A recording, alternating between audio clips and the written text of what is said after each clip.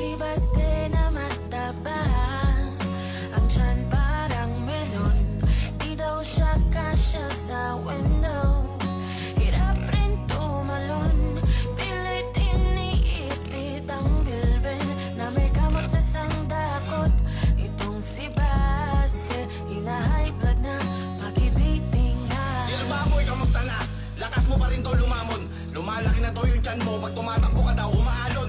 Anong balita sa mga kagrupo mong iniwan mo sa ere? Sila mismo nagsabi, dami mo daw utang sa tindahan pare. Tortillos, palmuli, pati stiko, talo-talo. Sabi pala nung kumpare mo si Bonbon, magbayad ka to ng utang mo. May nabuntis ka daw na kamil, yan na matagal mo na sinisikreto. Pagtapos